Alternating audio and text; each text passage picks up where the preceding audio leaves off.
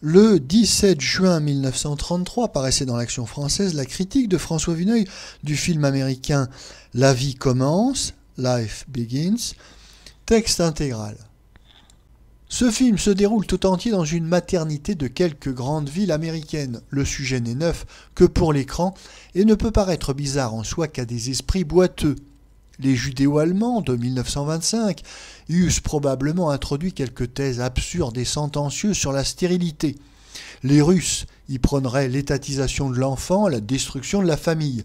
Les Américains n'ont vu d'abord que l'éternelle simplicité du thème, l'humble événement, étrangement nouveau pour ceux qui le vivent. C'est là une des fins les plus légitimes du cinéma. Mais le cinéma, en poursuivant ses documentaires, si l'on ose dire, des souffrances et des joies essentielles de notre humanité, n'a pas su encore se dégager, telle la peinture ou la poésie, dans leur vrai chef-d'œuvre de la tyrannie du sujet. Les Américains conservent jusqu'ici leur goût de l'humour, dont les futurs pères, inutiles et comiquement désorientés, font naturellement les frais. Cela est juste, augmente la vraisemblance, mais ils accumulent aussi des situations horrifiantes. Voilà un couple modeste, très jeune, presque des adolescents, le mari angoissé, un peu niais, la femme avec de grands yeux pâles et touchants, un ovale de Béatrice pré-raphaélite. Cette Madone sort de prison. En se défendant de quelques buteurs jaloux de son bonheur, elle l'a tué. L'homme était un personnage considérable, elle a été condamnée à 20 ans de réclusion. Elle réintégrera sa cellule aussitôt sortie de la clinique. Dans la salle où on l'hospitalise, une chanteuse de Beuglan se lamente de sa prochaine maternité dans un argot affreux. Si seulement elle pouvait vendre ses enfants, car les médecins lui annoncent 2 jumeaux.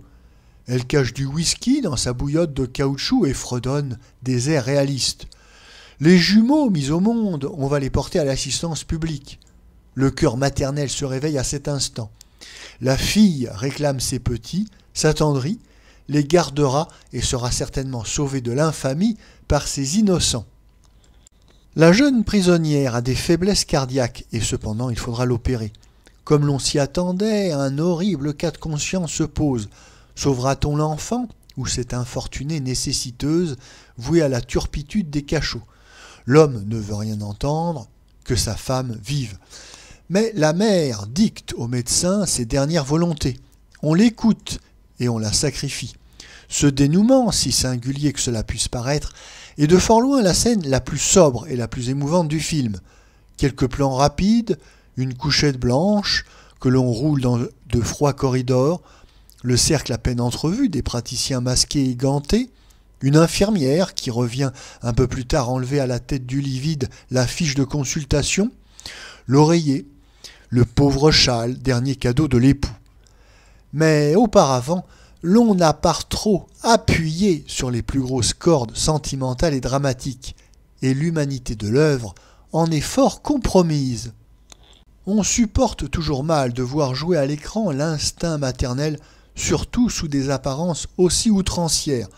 Malgré l'application, la sûreté d'excellentes interprètes, aucun détail, aucune intonation ne sont très justes, vraiment ressentis. Une remarquable création, par contre, admirable de tact, de vérité, celle de mademoiselle Aline McMahon, l'infirmière affectueuse et ferme, habituée au spectacle de la douleur, mais point endurcie, sachant panser les souffrances des corps et des cœurs. Le cadre silencieux et immaculé de la clinique a été très adroitement et discrètement reconstitué.